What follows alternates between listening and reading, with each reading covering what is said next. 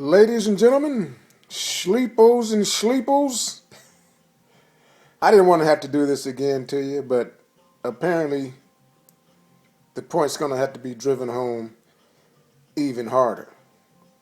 Because what I witnessed a week or two ago with the 50th anniversary of the 1964 Civil Rights Act and the praise heaped upon Lyndon Baines Johnson was just unbearable.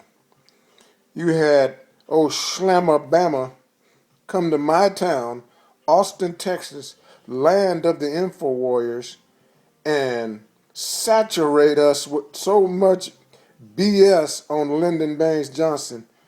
He even bought his cousins, that's right, I said it, his bloodline of the Illuminati cousins with him. You know, Jimmy Carter and the rest of them criminals that gave away the Panama Canal, gave away all our jobs through NAFTA, GATT, TAFTA, and all the rest of the... Look here, people. Let me get back on the subject matter, because I can talk about that all day. He brought those criminals here and heaped praise upon Lyndon Baines Johnson. The same Lyndon Baines Johnson that's caught on tape saying, we can't let those ants, those Negroes, believe that they can get some power out of... So we're gonna... I'll let Alex Jones finish. Anyway, he gave you the 501c3 tax authority about 60 years ago. So I'm going to go ahead and dedicate this fine paperback volume of the 501c3 Ho's Unholy Bible. Now you say, Slim, now why are you... Razor Blade Slim, why would you do that to us? Why would you be so generous? Well, because you deserve it. This 501c3 mandate, that's really what it is to you, because it didn't supplanted the First Amendment like nothing else could. No other force in history has held more sway with humanity than people's religious positions, people's stance on how they felt about their superior being called God, no matter what form he came in. The 501c3 came in and undid all that.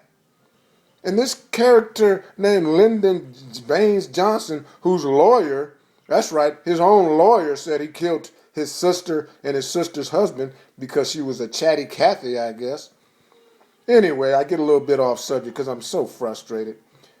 Ladies and gentlemen, the 501c3 should be passed out to every 501c3 hoe, pastor, clergy, father, priest, or whatever title they going under. All they really are is a bunch of...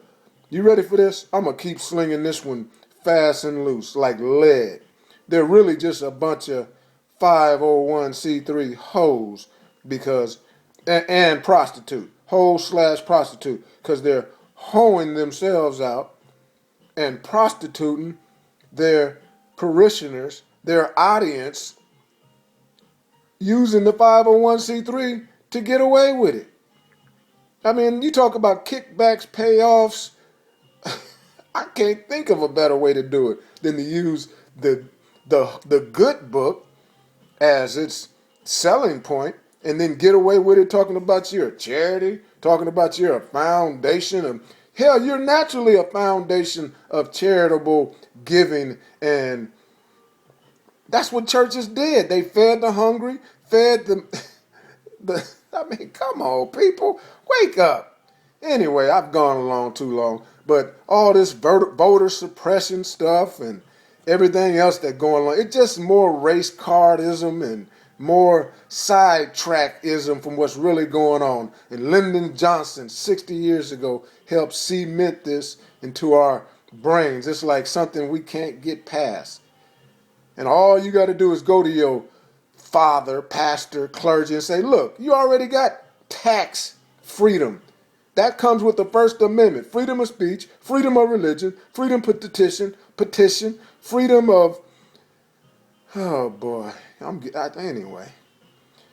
Just pass this out to all the preachers that seem to be hooked, lined, and sinkered on it. and let them know we know what you're up to.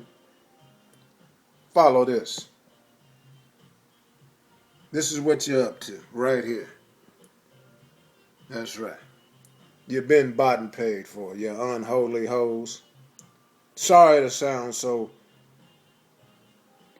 dogmatic, but that's the state of the later, sleeple.